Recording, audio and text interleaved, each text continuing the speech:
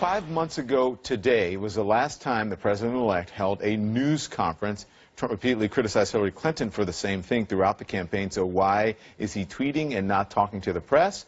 Let's get the bottom line now from our senior congressional correspondent for the Washington Examiner, and that's David Drucker. He's probably doing it because he doesn't feel that he has to. But here's some of the things. I'll get your response to that. He said, the world was gloomy before I won. There was no hope.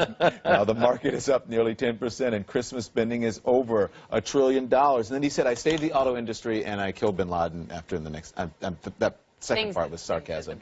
But still, he's going around the media, and maybe he doesn't feel he has to hold a press conference. Right, so he has a daily tweet conference, and that's in place of a press conference. Look, I think the way, it's interesting, right, because when Donald Trump started in his campaign, he talked to every show, every single day. 9 interviews, I think, that I can without reservation. But on his terms. He would only call in. Totally agree, but it's been interesting to watch him go.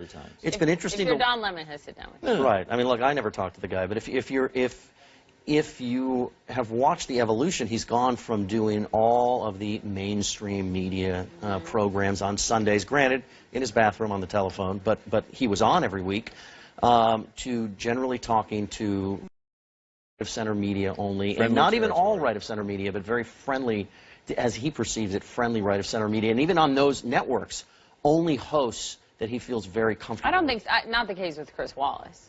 No, no. It's still friendly territory. He occasionally branches out, and Chris Wallace has done a very good job of trying to pin him down. Right. But I think that the way Trump sees it is he hasn't held a press conference in a long time. Okay. He won the election, and I think voters generally don't trust us, and therefore they will put up with him not talking to us. Can I just say something? But that's the whole point of it. That's the strategy, is he can't sit down with the media, and because then he legitimizes the media, which he rallies or rails so much against, and so he won't. And to Don's point, I mean, look, hate us all you want, the media. It's actually, you need to be responsive to the American people, the people that elected you, and we are that line to the even the people who didn't vote for him. Yeah, outside of Twitter. Well, you cannot explain complex things on Twitter. No, you just more than we need him. Listen, I'm not a news executive, but if I were, I would say I would not cover his tweets. So I disagree. I would be very judicious about the tweets I cover. I agree with you, by the way. You do? Yes, I cover them at all. You wouldn't cover them at all because that is his way of communicating. Well, no. If I'm in your public. chair, wouldn't do it. If I'm in your chair, I cover the tweets. Well, you have to.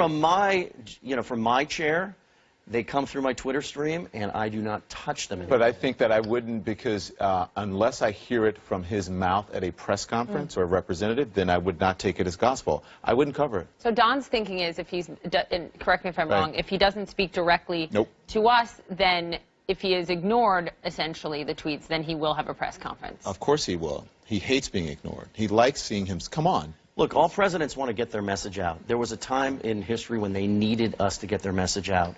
Barack Obama, the president, hasn't needed us to get his message out. Donald Trump doesn't need us to get his message out. But there will come a time when he needs to talk to the American people through us on some very complex issues. Yeah. Are we out of